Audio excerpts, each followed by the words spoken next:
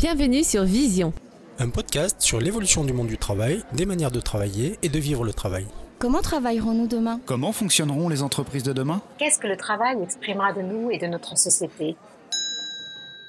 Est-ce le travail qui façonne l'être ou l'être qui façonne le travail ? Je suis Laure Brignone, fondatrice d'une étincelle. J'aide chacun à décomplexer sa vision du travail pour bâtir un job à sa juste dimension. J'ai à cœur de partager un regard novateur et créateur pour construire le monde professionnel de demain. À nous d'aller au-delà de ce qui nous est proposé aujourd'hui et d'être partie prenante dans la transformation du travail à venir. À travers des interviews d'experts, de chercheurs et d'acteurs, ce podcast est là pour ouvrir ses voies. Nous parlons ici du monde de l'entreprise, de l'entrepreneuriat et de toutes les formes alternatives de ce que l'on nomme encore travail. L'objectif ? Un monde professionnel avec plus de sens, de conscience, d'humain, d'envie, de respect de notre planète et tout simplement avec plus de vie. Belle écoute !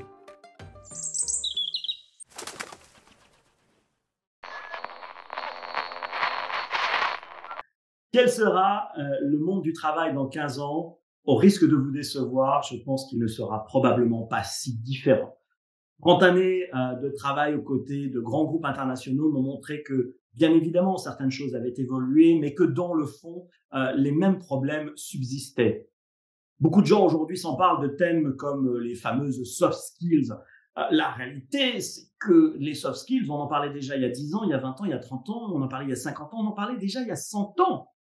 Pour cela, pour comprendre ces choses-là, il faut s'intéresser à l'histoire. Or, aujourd'hui, dans notre société qui est dans l'immédiateté, dans l'instantané, nous oublions parfois d'honorer le passé. Je pense que pour inventer le futur de travail, une des clés, c'est de retourner dans ce qui a été pensé avant nous, d'analyser un peu plus finement ce qui a marché et tout ce qui n'a pas marché, parce qu'aujourd'hui, nous redisons souvent et très régulièrement moins bien des choses qui ont déjà été pensées, qui ont déjà été dites et pourtant qui n'ont pas révolutionné le monde du travail. Or, si nous voulons accélérer la mutation dans 15 ans, peut-être dans 10 ou peut-être dans 20, ce qui va se passer au quotidien pour les salariés du monde entier, il faut à la fois honorer le passé pour mieux inventer l'avenir.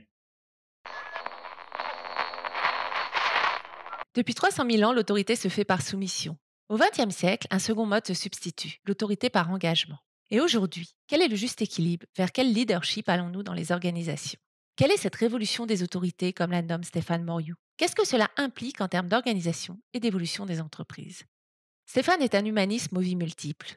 Conférencier, auteur et entrepreneur, il conseille depuis le milieu des années 90 les dirigeants de grands groupes internationaux et ceux de start-up ambitieuses. À 27 ans, il devient directeur des ressources humaines du groupe Le Duf. En 2001, il crée son premier cabinet de conseil spécialisé en assessment.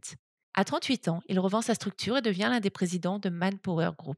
Ainsi, c'est une expérience de plus de 20 ans en assessment qui lui permet de développer son expertise en matière de feedback et qui l'amène aujourd'hui à repenser le leadership. D'ailleurs, Stéphane préfère mettre du « et » à la place du « ou ».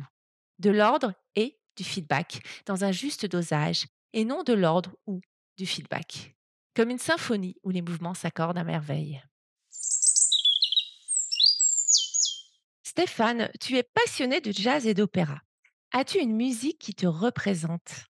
Alors, c'est assez difficile à dire parce que l'univers de la musique en général, et en plus du jazz et de l'opéra, est particulièrement riche. Donc, il y a des musiques que j'aime bien, que j'écoute plus régulièrement. Alors, il y en a une que j'aime particulièrement, c'est Libertango. J'aime bien le mélange d'idées du rythme, donc de quelque chose qui enferme d'une certaine manière. Et puis en même temps, dans Libertango, il y a liberté. Et j'aime bien aussi cette idée de liberté. On aura peut-être l'occasion d'en parler dans l'interview, mais j'aime bien les choses dans lesquelles des contraires se marient, parce que je pense que le monde, il n'est pas blanc ou noir, il est à la fois blanc et noir. D'ailleurs, tu as plusieurs vies professionnelles, donc tu fais plusieurs choses en parallèle. Est-ce que tu peux nous les présenter ? Oui, alors là, j'ai quand même un métier principal qui est celui d'être conférencier. C'est aujourd'hui mon activité. Donc, je passe mon temps dans les entreprises pour essayer de diffuser un certain nombre de messages autour du leadership, de l'autorité et puis bien évidemment du feedback.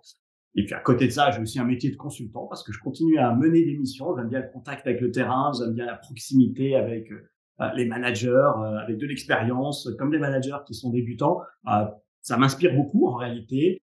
J'ai un attachement particulier à la musique. Tu as commencé par ça, alors. Donc, j'ai effectivement une activité de mécénat artistique. Je joue aussi d'instruments. Et puis, à côté de ça, J'essaye d'accompagner aussi des startups parce que j'ai passé ma carrière plutôt dans des grosses corporates, des grands groupes, et j'accompagne des grosses institutions. Et puis, je me suis passionné aussi pour l'univers des startups.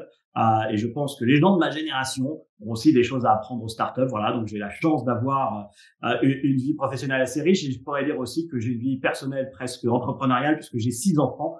Et donc, ça occupe aussi pas mal.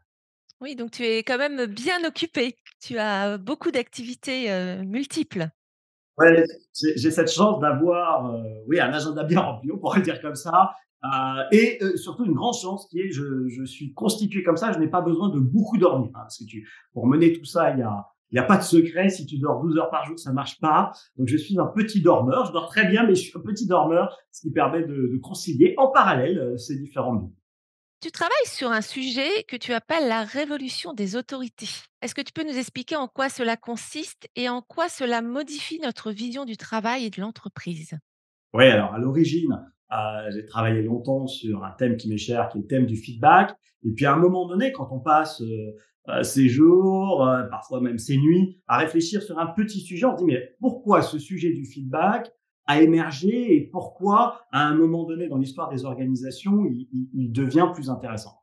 Et en fait, on s'est rendu compte dans nos travaux que le feedback était le symptôme de quelque chose d'un peu plus grand qui se passe dans la société. On a baptisé la révolution des autorités et en fait, qui ne touche pas seulement les entreprises. Il y a aujourd'hui, à travers le monde, un phénomène sociologique très important qui est qu'il y a une révolution des autorités. Et notre hypothèse, c'est que c'est la première fois que ça se passe à telle échelle et que le feedback, finalement, il a été un petit révélateur de cette tendance-là. Cette révolution des autorités, on la trouve dans le milieu, par exemple, de la police, hein, le respect de l'autorité policière. On le retrouve à l'école, le respect de l'enseignant ou de l'enseignante. On le retrouve dans les familles, le respect de l'autorité parentale. Et on le retrouve bien évidemment dans les entreprises avec le respect de l'autorité managériale. Il est en train de se passer des choses assez passionnantes et à la fois troublantes pour les managers et les collaborateurs, pour les parents, pour les enfants, pour les policiers et les gens de la société. Bon, bref, il y a quelque chose qu'on a voulu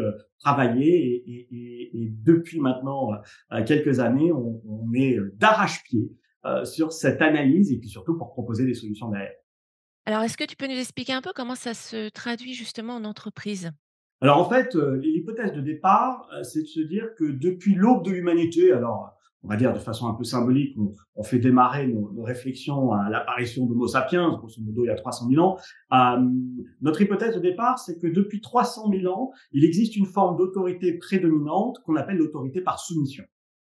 Depuis le début de l'humanité, les rapports humains se sont créés dans un rapport de soumission, c'est-à-dire qu'il y a un dominé, un dominant, et le principe de base de l'autorité par soumission, c'est un axiome peur-admiration.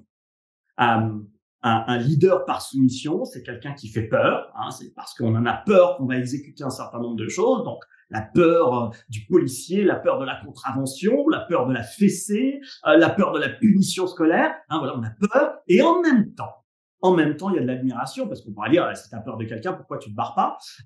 Dans l'autorité par soumission, il y a en réalité de l'admiration. Et on trouve ça, évidemment, dans un certain nombre de figures charismatiques de leaders, qui sont des vrais tyrans, alors au sens de la société politique, mais aussi de la société commerciale, des gens qui sont des tyrans, et pourtant, ils suscitent de l'admiration, et certaines personnes rêveraient de travailler à leur côté. Et ce phénomène d'autorité par soumission, il existe depuis l'aube de l'humanité, et quelque chose qui existe depuis 300 000 ans, globalement, Darwin nous dit, en clin d'œil, c'est que ça marche. Et en réalité, l'autorité par soumission, c'est le meilleur moyen que nous ayons trouvé pour atteindre des résultats court terme. On y réfléchit bien, Homo sapiens n'a pas inventé mieux pour atteindre des résultats court terme. Or, il se trouve qu'après la Deuxième Guerre mondiale, pendant la période des Trente Glorieuses, dans un certain nombre de pays qui vont satisfaire un certain nombre de leurs besoins à court terme, on va inventer une deuxième forme d'autorité qu'on a baptisée l'autorité par engagement, et elle est radicalement opposée à la première. C'est-à-dire que là, par exemple, où l'autorité par soumission fonctionne par la peur et l'admiration, l'autorité par engagement va fonctionner par la confiance et l'authenticité. Notre hypothèse, c'est que quand tu as subi 300 000 ans d'un mode, de fonctionnement et que tu en inventes un deuxième, tu fais pas dans la dentelle, tu fais le truc à 180 degrés et tu te retrouves avec un truc. Voilà. Alors aujourd'hui, on trouve ça, et les réseaux sociaux donnent une grande part à ça, vont être un moyen de diffuser la pensée de l'autorité par engagement. Et donc, on va avoir ces deux pensées qui s'opposent, que tout oppose d'ailleurs, et qui pourtant cohabitent dans les organisations. Elles cohabitent d'ailleurs dans les familles. On l'a vu sur le sujet de la vie privée, par exemple, récemment, je sais pas si tu as suivi ça, mais avec Caroline Goldman, qui a sorti un livre, qui a fait un peu le buzz, parce que elle a réhabilité quelque part l'idée d'une certaine forme d'autorité par soumission dans le rapport parent-enfant, et elle a eu contre elle à la fois des gens qui ont été des promoteurs et puis tout un tas de détracteurs. Et donc, en réalité, ces deux formes d'autorité aujourd'hui cohabitent et elles ne se comprennent pas parce que les leaders par soumission voient toujours les leaders par engagement comme des leaders faibles et les leaders par engagement voient toujours les leaders par soumission comme des leaders fous. Or, tout notre travail à nous, c'est de se dire que si l'autorité par soumission permet d'atteindre des résultats court terme, l'autorité par engagement est le meilleur moyen d'atteindre des résultats moyen-long terme. Or, dans une vie d'équipe, dans une vie d'entreprise et dans une vie individuelle aussi, nous avons à la fois besoin d'atteindre des objectifs court terme et des objectifs moyen et long terme. Autrement dit, nous avons besoin des deux formes d'autorité, mais dans les bonnes proportions. C'est là où le noir et le blanc s'associent quelque part. Exactement. Quand je lis des articles qui disent ah oui, mais non, les managers tyrans, les micromanagers, etc., c'est pas bien, c'est pas efficace, etc. Je dis, bien sûr, sur la pensée philosophique, je serais globalement assez d'accord avec l'idée que là où on peut mettre de la gentillesse et de la bienveillance, pourquoi mettre de la sévérité et de la contorsion? Mais la réalité n'est pas celle-là. Quand on va dans une entreprise, il y a de l'autorité par soumission, et pas que dans les grandes corporates, il y en a aussi dans les startups. Et donc, cette autorité par soumission, qui est souvent incarnée par du top management, faut quand même accepter l'idée à un moment donné qu'elle a aussi son efficacité.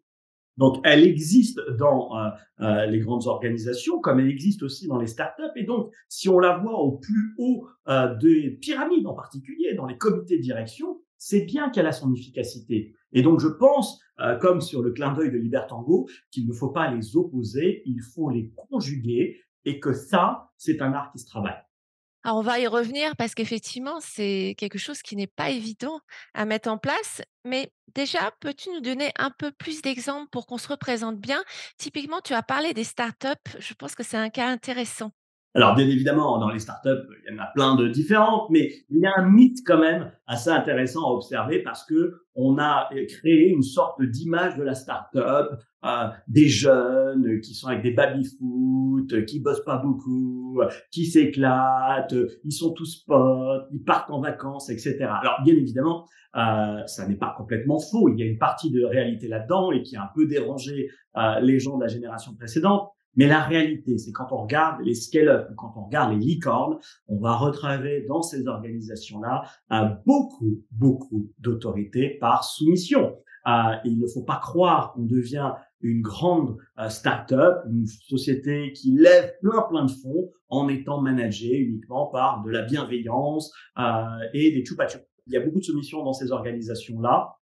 Elle est souvent incarnée au plus haut niveau. C'est pas complètement par hasard. Et les gens qui ont l'occasion d'aller travailler, par exemple, dans la Silicon Valley, savent très bien qu'il y a effectivement ces ruptures de code avec on s'occupe de votre linge, on s'occupe de vos enfants, on s'occupe de votre voiture, on s'occupe de votre coiffeur. Enfin, bon, on s'occupe de tout un tas de choses. Mais la réalité, c'est qu'on s'occupe de ça pour que vous puissiez bosser beaucoup plus, je dirais, dans l'esprit 24-24, c'est bien évidemment pas 24-24, mais c'est quand même dans cette idée de si on bosse pas beaucoup, on produit pas beaucoup.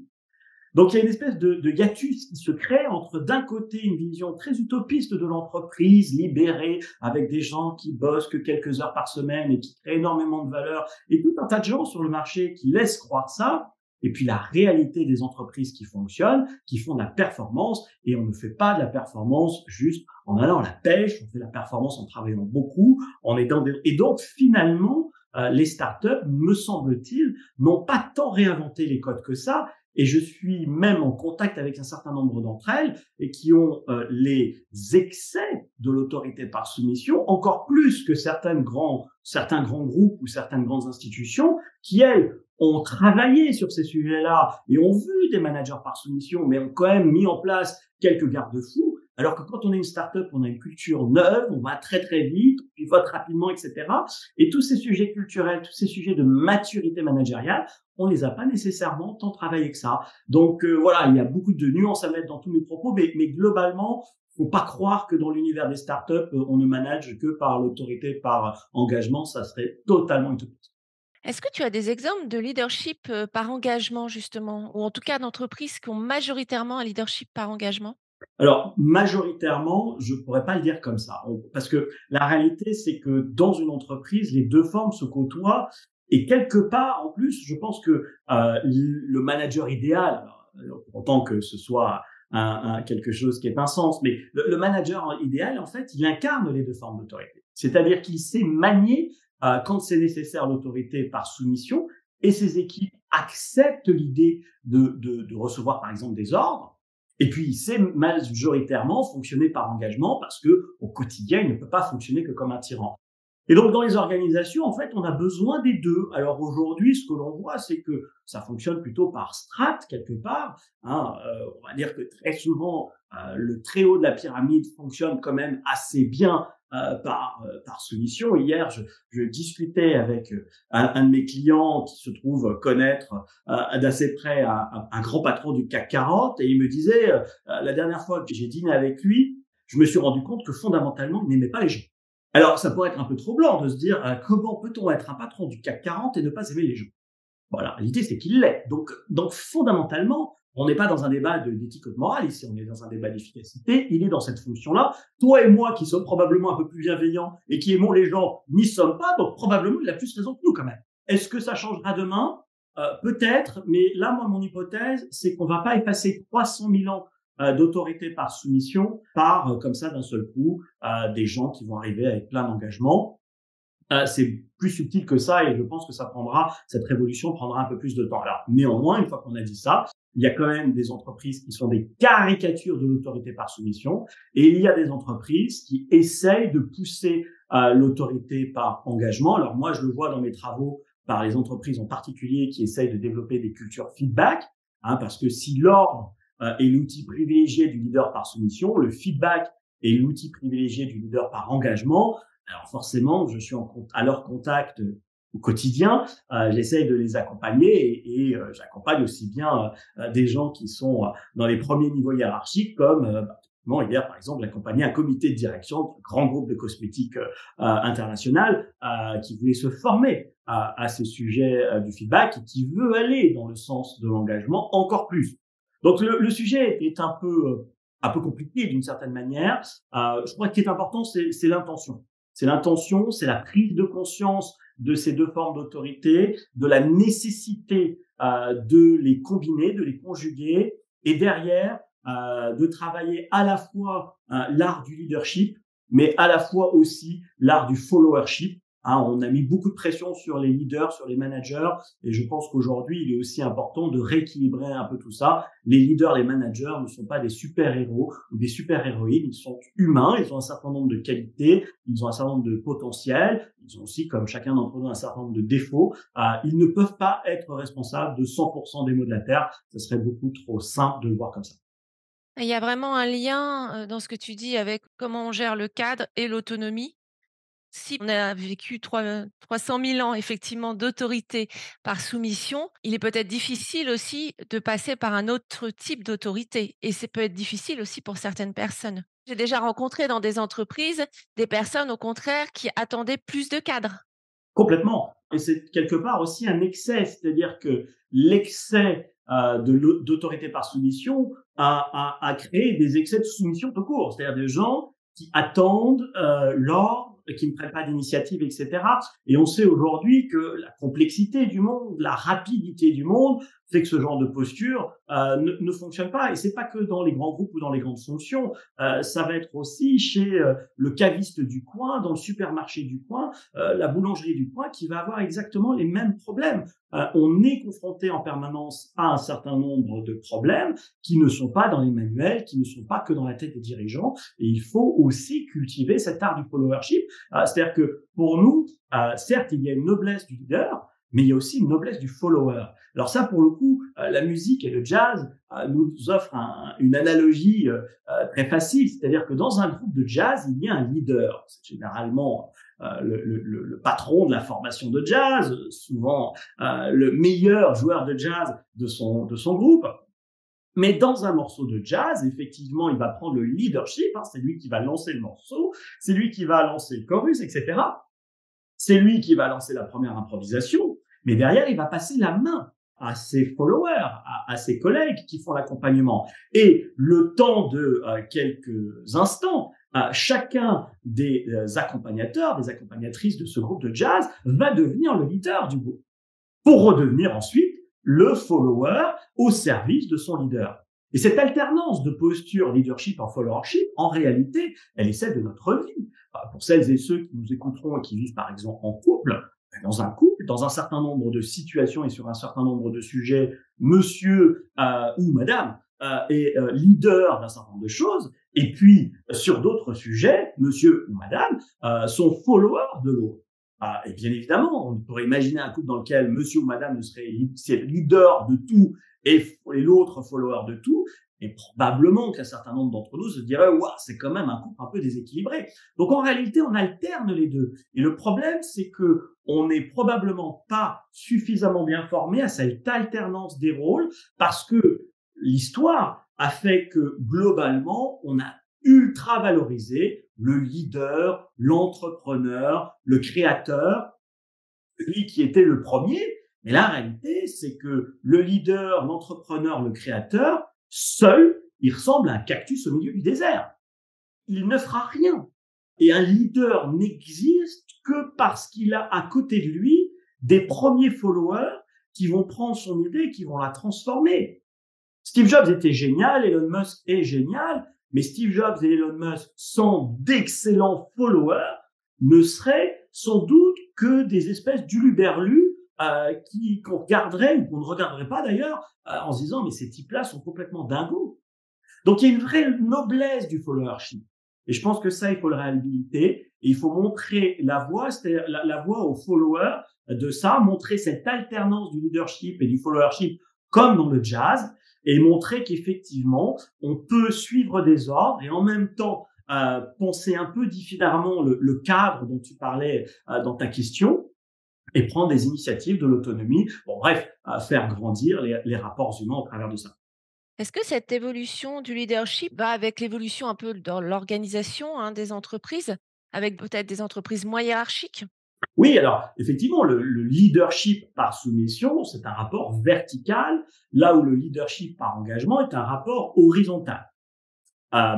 C'est l'esprit fondamental de l'ordre et du feedback, c'est-à-dire que dans un ordre, il y a un directeur, une directrice qui va dire maintenant tu fais comme ci ou tu fais comme ça, voilà le choix, on va faire la campagne bleue ou on va faire la campagne verte.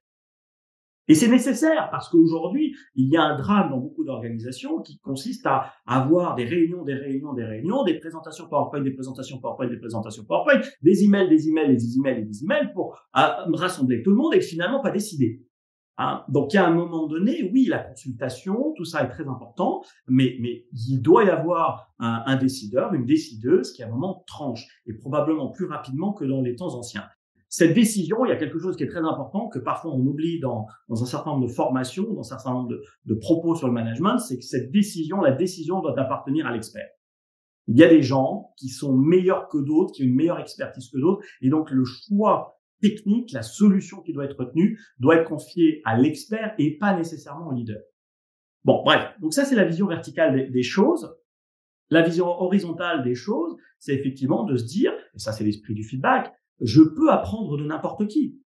Bien sûr, je peux apprendre de mon directeur, de ma directrice.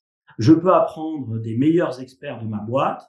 Mais mon collègue d'à côté peut aussi m'apprendre des choses. Et encore mieux, quelqu'un qui est en dessous de moi dans la hiérarchie peut aussi m'apprendre des choses.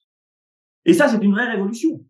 C'est une vraie révolution. Et d'ailleurs, si on le regarde sous un autre angle, qui shape énormément l'éducation nationale, parce que les enseignants n'ont pas, pour la grande majorité, réussi à intégrer complètement cette révolution-là. C'est-à-dire que je ne suis plus le sachant qui délivre une connaissance de manière froide et verticale. La connaissance est aussi dans la salle. Et bien évidemment, les compétences qui sont nécessaires pour délivrer un savoir de façon descendante ne sont malheureusement pas les mêmes que celles qui sont nécessaires pour stimuler l'intelligence collective. Et donc, c'est un apprentissage. Et là aussi, ça ne s'oppose pas, ça se complète. On a besoin des deux. On a besoin aussi, aujourd'hui, par exemple, dans l'enseignement, on parle beaucoup de ChatGPT. Un de mes fils me disait avant-hier, nous, mon école de commerce nous interdit d'utiliser ChatGPT. Mais je lui dis, mais c'est pas possible que je paye des milliers d'euros dans une école qui n'a pas compris que cette révolution-là allait toucher tous les métiers du monde. Donc, autant qu'ils vous apprennent à utiliser ça intelligemment, qu'ils vous fassent peut-être un certain nombre de devoirs sans ChatGPT pour que vous appreniez par apprendre par vous-même, mais que vous appreniez aussi au travers de ChatGPT à travailler, parce que demain dans l'entreprise, quand je dis demain, c'est d'ailleurs aujourd'hui, vous utilisez ChatGPT, nous utilisons ChatGPT. Donc, arrêtons ces oppositions dogmatiques et essayons de conjuguer les idées. Justement, tu nous parlais du feedback que tu as longtemps étudié. Tu nous as dit tout à l'heure que c'était l'outil privilégié du leader par engagement. Alors effectivement, j'ai beaucoup travaillé sur le feedback. J'ai consacré 25 années de ma vie au feedback et j'ai mis tout ça dans un livre qui est sorti en mars 2023, qui est déjà un best-seller et qui s'appelle Feedback, le pouvoir des conversations. C'est chez Duno.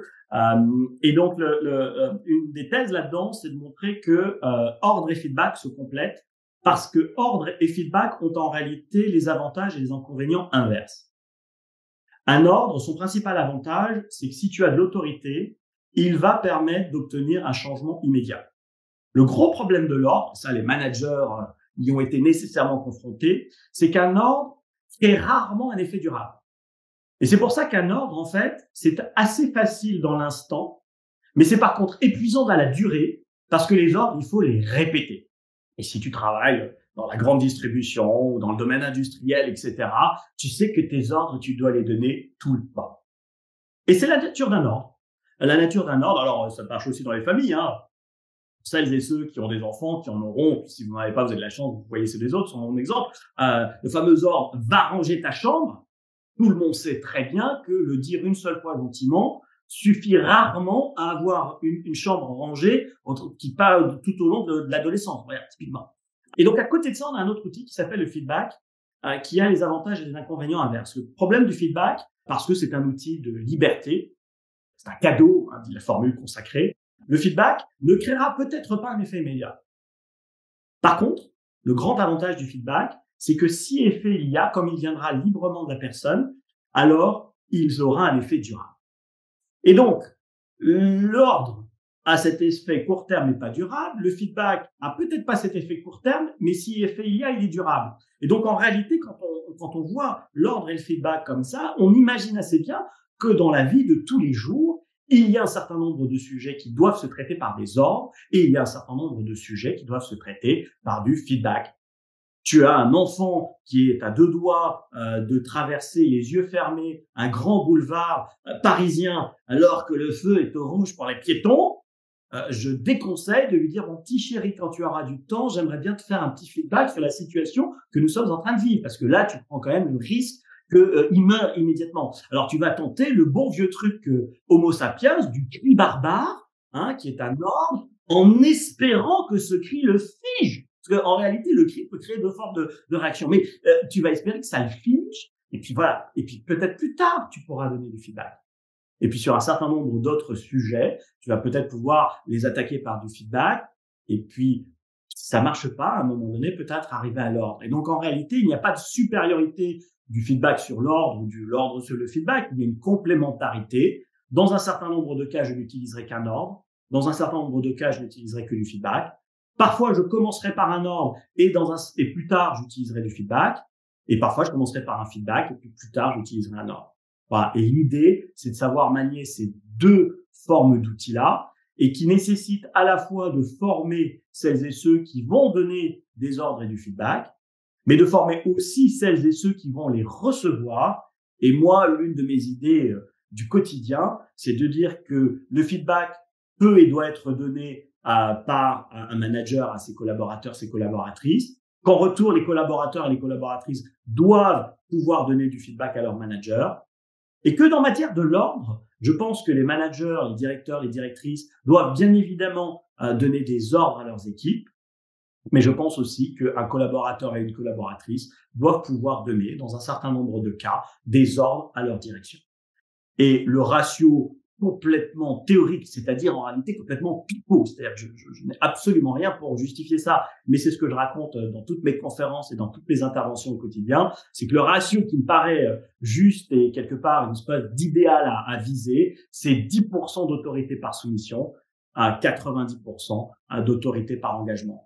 Et ça a des applications très très pratiques. Par exemple, tu peux imaginer dans un rapport avec un de tes clients, un de tes partenaires, un de tes collaborateurs, collaboratrices, par exemple, qui t'envoie une présentation pour avoir ton aval. Eh bien, tu peux tout à fait imaginer de commencer ton email de réponse par peut-être 1 ou 2 ordres en disant dans ta présentation, Laure, j'aimerais que tu changes ça, ça, ça, ou je veux pas me le dire plus fort. Laure, dans ta présentation, change ça, ça et ça. Il n'y a pas de discussion, ce sont mes ordres.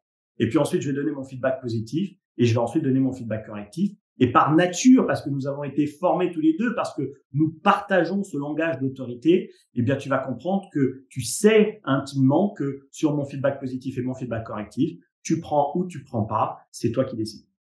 Et c'est cet équilibre-là qui est important. Donc déjà, en étudiant effectivement l'ordre et le feedback, tu étais déjà sur ces 2 types de leadership. Oui, alors je l'ai formalisé beaucoup plus tard. Effectivement, et c'est quand je disais, on a réalisé que le feedback était le symptôme de quelque chose de plus grand. C'est vraiment comme ça que ça s'est passé.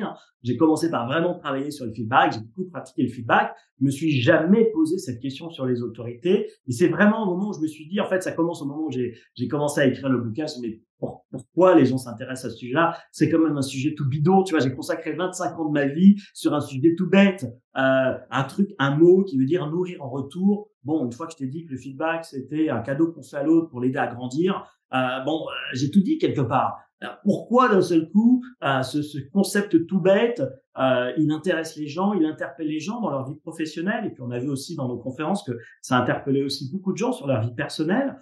Et on s'est dit, attends, il y a quand même un truc qu'on essaie de comprendre. Et puis, on a creusé. Et puis, on est arrivé sur cette hypothèse de cette révolution des autorités. Et aujourd'hui, la petite mission qu'on s'est confiée, c'est de se dire, il y a ce phénomène qui se passe. Il y a des outils qui permettent d'équiper les leaders et les followers. Voilà. Et donc, au quotidien, on essaye d'accompagner les gens pour leur faire prendre conscience de ça et de leur montrer que si c'est dur aussi aujourd'hui, ce rapport d'autorité, c'est pas complètement de leur faute, parce que je pense qu'on fait beaucoup de culpabiliser les gens et que c'est pas très très bon pour l'estime de soi et les identités. Et donc le fait de dire voilà ce qui se passe, donc vous êtes au milieu de tout ça. Donc déjà comprendre que ce phénomène il touche tous les pans de la société, donc il n'est pas lié à la personne, c'est un phénomène de société. Déjà je pense que ça permet de déculpabiliser et puis derrière d'apporter un certain nombre de solutions, le feedback en est une bien évidemment, pour montrer que c'est pas non plus un monde de béni oui, c'est un monde dans lequel on va conjuguer exigence et bienveillance. Le leadership ou les excès du leadership par soumission, c'est parfois vu comme des excès d'exigence, mais il y a les excès aussi du leadership par engagement qui pour moi sont des excès de bienveillance. Manager que par la gentillesse, je suis désolé pour celles et ceux dont c'est le faux de commerce, mais dans la vraie vie, ça marche pas. Quand on a été manager, on sait que ça marche pas comme ça. Il faut aller vraiment sur le terrain pour s'en rendre compte. Donc, il faut trouver le bon équilibre. Et donc, ce sont les excès qu'il faut combattre. Et ça peut se faire uniquement si on éduque les gens et si on leur donne les outils, les bons moyens de réfléchir d'abord et puis d'agir ensuite. Comment on éduque les gens justement là-dessus en entreprise? Alors, je vais avoir une réponse pas très objective, mais je vais dire en écrivant des bouquins, en faisant des conférences, en animant des masterclass. Parce que, bien évidemment, c'est le chemin que j'ai choisi. Je crois qu'en fait, on ne peut pas faire le procès des gens qui pratiquent mal tant qu'on les a pas formés au sujet. Je pense que c'est jugement hâtif de dire les managers sont comme ci, les managers sont comme ça, etc. Je trouve que c'est pas très juste en réalité. Il faut d'abord former les gens. Le problème, c'est que toutes ces choses-là, on l'apprend pas à l'école, on ne les prend pas non plus dans les études supérieures, hein. On prend pas ces choses-là. Il y a quelques petites initiatives, mais elles sont complètement anecdotiques. Et je suis assez sévère avec l'enseignement en général, bien qu'étant moi-même fils de professeur agrégé de mathématiques, mais je suis assez sévère parce que je trouve que la vitesse de prise de conscience de ces choses-là et de diffusion de ces idées essentielles vont à la lenteur, d'une lenteur incroyable, et donc on n'aide pas les gens.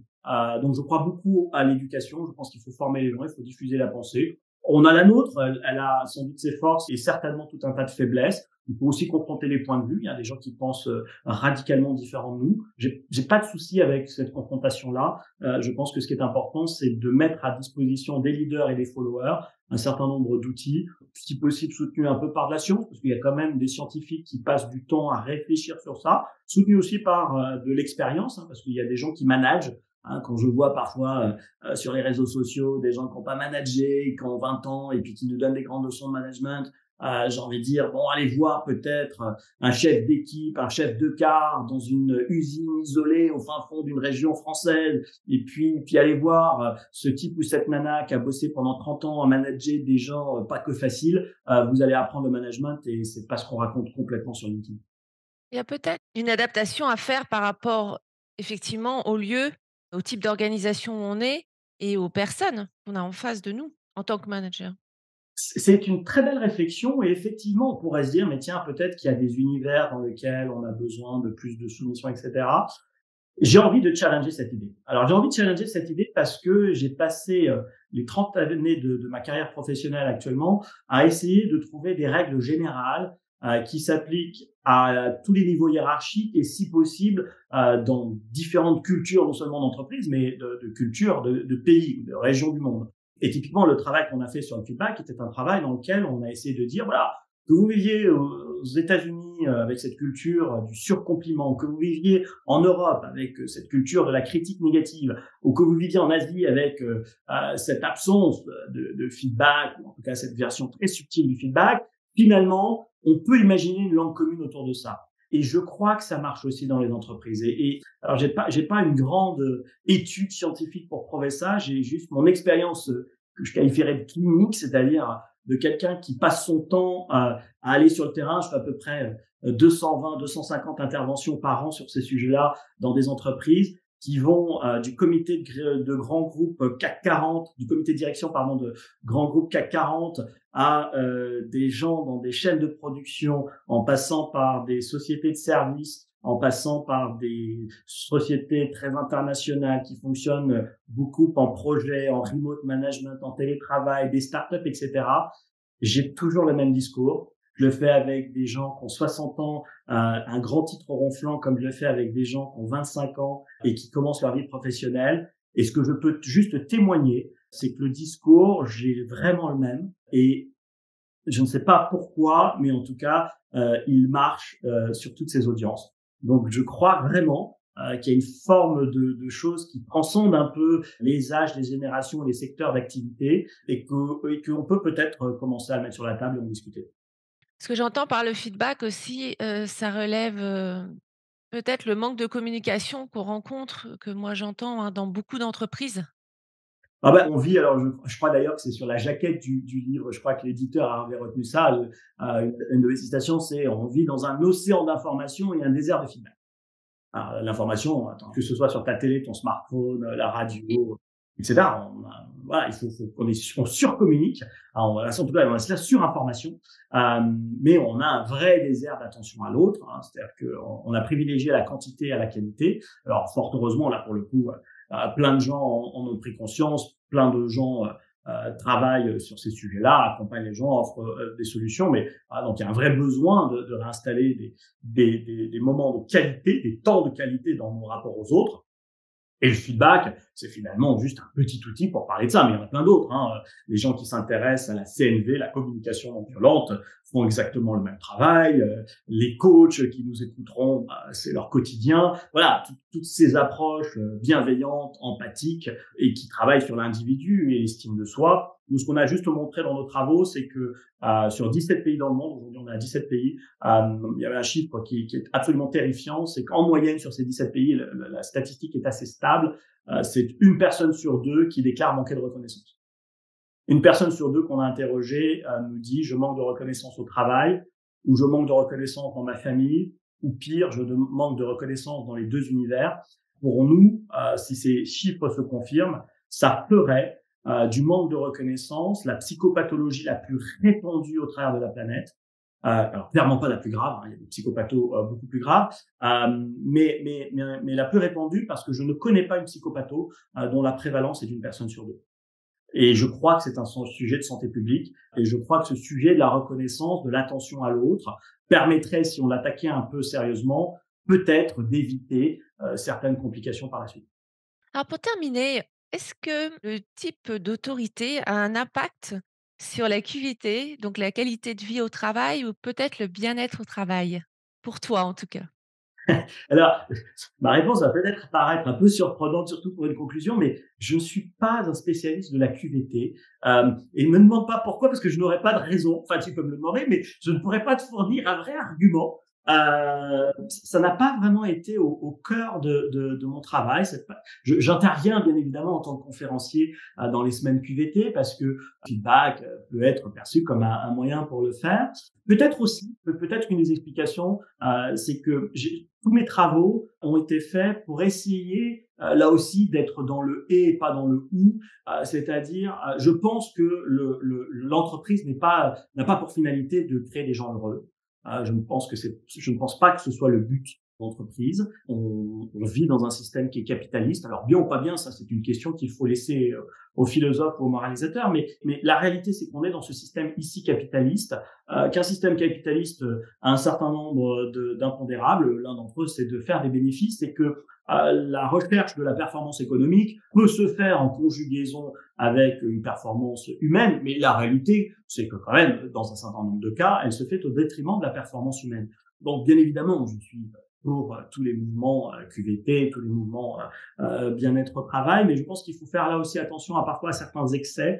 J'entends de ci, de là, il y a beaucoup de gens qui publient ce genre de choses en disant des salariés heureux font des salariés performants. Bon, alors c'est pas complètement vrai, en tout cas c'est un peu réducteur de le dire comme ça. Il faut faire attention aux raccourcis. Alors pourquoi il faut faire attention aux raccourcis? Il faut faire attention aux raccourcis pour deux raisons principales. La première, c'est que les raccourcis et les jugements un peu sous forme de sophisme ne convainquent pas les dirigeants. Donc, quand on arrive auprès d'un dirigeant en lui disant vous allez voir, les gens qui font du télétravail sont vachement plus performants que les autres. Bon, un directeur qui dirige depuis plusieurs années des dizaines, des centaines, des milliers et parfois même des centaines de milliers de personnes, bon, il va quand même se méfier du raccourci intellectuel et il a raison. Donc, il faut faire attention à ça si on veut convaincre les dirigeants. Il faut qu'on ait quand même des arguments un peu plus costauds que des trucs à l'emporte-pièce qui marchent bien sur les réseaux sociaux. Et puis la deuxième raison, c'est parce que on met dans la tête des gens des trucs qui sont faux. C'est-à-dire qu'il y a aujourd'hui cette idée très prégnante de soyez heureux au travail. Et si vous n'êtes pas heureux, c'est qu'il y a quelque chose qui va pas. Donc cassez-vous. Bon, la vie elle est quand même pas blanche ou noire là aussi. C'est-à-dire que je peux être en même temps heureux et malheureux.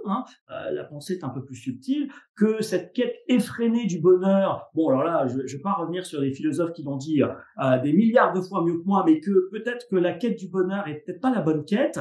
Et en tout cas, qu'aujourd'hui, moi, ce que j'observe dans les entreprises, c'est qu'à chaque fois que l'on passe le bonheur au premier, aussi bizarre que ça puisse paraître, on développe des comportements égoïstes.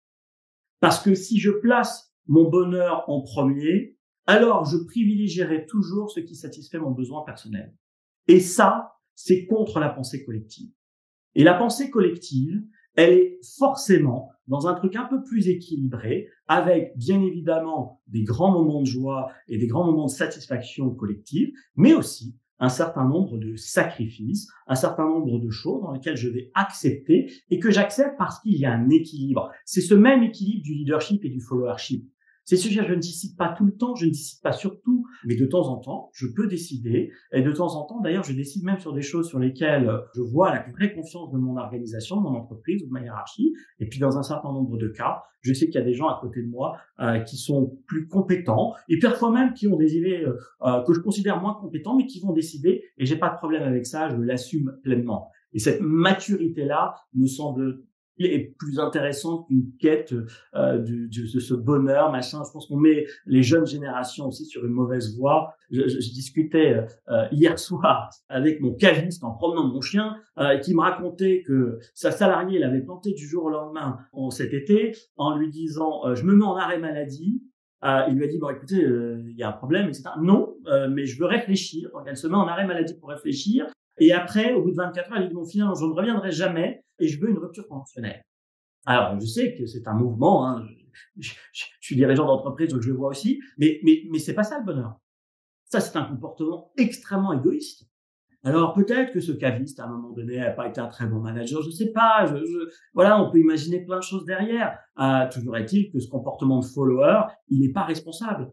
Alors, on pourra me le vendre en me disant oui, on met le bonheur, il faut faire attention, etc. Bien sûr que quand on subit des formes d'harcèlement, machin, etc., il faut se protéger, bien évidemment. C'est pas du tout mon propos, mais il faut faire attention. Cette réflexion sur le bonheur, elle est parfois un peu sur une pente glissante. Là aussi, je ne ferai bien évidemment pas l'apologie du malheur, mais je pense qu'il faut trouver des bons équilibres, mettre du et là où on met parfois beaucoup trop de ou. Merci pour cette réponse passionnante. Je pense que ça pourrait faire l'objet d'un podcast à lui tout seul. Tu as écrit un livre, donc le livre sur le feedback dont tu nous as parlé et tu es en train d'en écrire un nouveau. Est-ce que tu veux nous le présenter?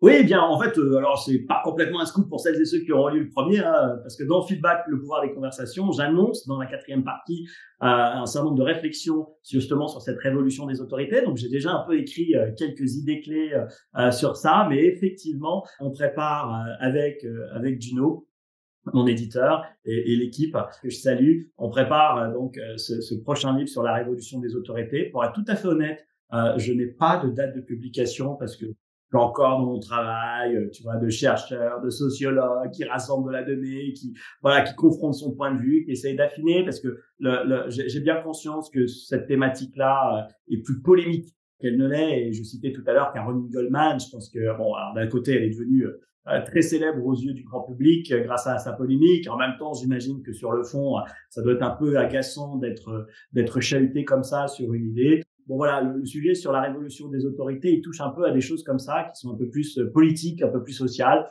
Voilà, donc je veux quand même être bien armé, pas raconter trop de bêtises dans mon truc. Mais voilà, tous les jours, par contre, je travaille effectivement sur ce prochain livre qui sera la suite de la révolution des autorités. Je peux même là pour le coup te faire un vrai scoop pour tes auditeurs et tes auditrices, c'est que le livre numéro 3, lui, il est aussi en gestation et il parlera de l'enseignement parce que je pense qu'il y a beaucoup de réflexions à apporter aussi de ce côté-là. Oui, en effet. Alors, où peut-on te retrouver?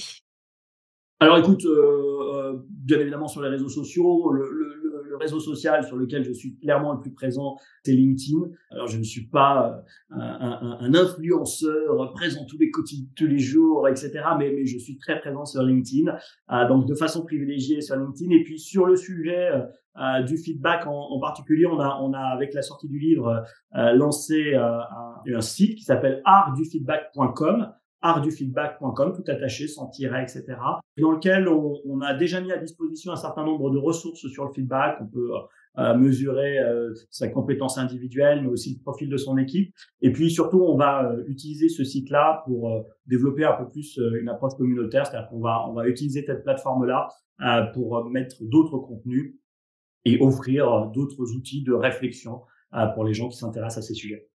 D'accord. De toute façon, j'indiquerai tous tes liens sous le podcast, également vers ton livre, bien sûr. Alors après, voilà, j'ai aussi une chaîne YouTube Alors sur ma chaîne YouTube, ne soyez pas très effrayés si vous y allez. Je la cultive pas du tout. Je mets juste systématiquement, voilà, donc c'est une sorte de bibliothèque, mais j'en fais pas la promotion, donc je n'ai pas travaillé comme ça pour le moment. Il n'y a pas une raison particulière, c'est juste que j'ai pas le temps. Voilà. Donc, mais par contre, on retrouve un certain nombre de vidéos, puis on retrouve aussi des choses musicales qui me tiennent à cœur sur ma chaîne YouTube. J'ai vu que tu avais fait une série aussi sur le feedback sur YouTube. Oui, alors j'en ai fait plusieurs en fait. J'ai la série officielle qui en fait est réalisé en partenariat avec une startup qui s'appelle Fasterclass. Donc là, c'est vraiment ma série officielle. Et puis, bien évidemment, à côté, on en a fait avec Welcome to the Jungle. On en a fait un certain nombre. Voilà.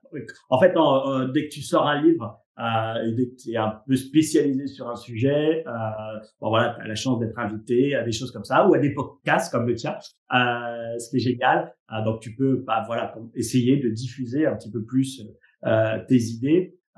Donc oui, il y a un certain nombre de ressources qui sont disponibles, certaines payantes, certaines gratuites. Voilà, puis si des gens ont besoin de choses plus spécifiques parmi tes auditeurs et tes auditrices, sachez que je mets un point d'honneur à répondre aux gens qui me contactent, utiliser de façon privilégiée LinkedIn, la messagerie LinkedIn. J'ai passé ma vie à parler de feedback, de communication et de temps de qualité, donc j'essaye de voilà. Alors je suis pas toujours ultra réactif, etc., mais je mets vraiment un point d'honneur à voilà. Donc je sais pas, avant-hier, quelqu'un d'une entreprise me dit on est en train de monter un séminaire sur le feedback, on voudrait des exemples, est-ce que tu pourras nous en donner? C'est pas un client, je connaissais pas du tout la personne, j'ai pris un quart d'heure pour préparer une réponse et essayer de le guider. Voilà, je suis dans cet écosystème-là et donc j'essaie de le faire avec une certaine forme de générosité. Je suis pas parfait, mais en tout cas, n'hésitez pas à me contacter si vous avez des questions, je ferai au mieux. D'accord. Alors, pour terminer, il y a quelque chose que j'aime bien faire, c'est tirer un nombre de 0 à 9, enfin de 1 à 9 plus exactement, et que tu me dises ce que ça t'inspire en lien avec tout ce que l'on s'est dit, hein, avec ta pratique. Donc, j'y vais. Et c'est le 6. Ah, génial, j'adore la question. Alors en fait, j'ai pas de bol parce que j'ai parmi entre 1 et 9, j'ai des nombres fétiches. 6 n'en fait pas partie. Je te dirais, il est après 5 et 5 est un nombre qui m'intéresse. Non, alors le 6, alors non, c'est quand même une évidence. Non, je suis désolé. Le 6, l'idée, voilà, j'ai 6 enfants. J'ai cette chance d'avoir une grande tribu d'enfants que j'admire beaucoup et qui m'inspirent énormément. Il y en a des très grands, il y en a des très petits. Ils ont des profils de personnalité, des profils de carrière très différents, mais chacun à sa manière m'inspire, chacun à sa manière m'apprend. Bon, j'espère leur avoir aussi transmis un certain nombre de choses, mais je mets un point d'honneur en tant que papa d'essayer toujours d'apprendre de leur part. Alors bien évidemment d'apprendre des choses professionnelles. Hein, je déjeunais avec un de mes fils cette semaine et je lui dis alors toi comment tu utilises ChatGPT? Il me dit j'utilise ChatGPT pour vérifier les corrections des profs. Et j'ai dit celle-là ouais tu vois, ça s'invente pas. J'ai 51 ans, j'aurais pas imaginé moi utiliser ChatGPT pour vérifier la correction du prof à un devoir. Donc il prend la correction du prof, il met ChatGPT et puis il dit à ChatGPT qu'est-ce que tu penses de la correction du prof? Bon bref, voilà, donc j'apprends à leur contact des choses comme ça, mais j'apprends aussi, je continue à apprendre des choses de la vie de tous les jours. Je m'intéresse à leur musique. Alors ils sont toujours un peu surpris quand je leur dis mais alors montre-moi ta playlist, t'écoutes quoi pour le moment? J'essaie pas paraître plus jeune que je suis, j'essaie juste de m'intéresser, de m'ouvrir les chakras. Voilà, donc le 6, c'est un hommage à mes 6 enfants, 5 garçons, une fille, qui m'inspirent au quotidien. Bah, je te remercie. Tu veux nous dire une dernière phrase pour clôturer?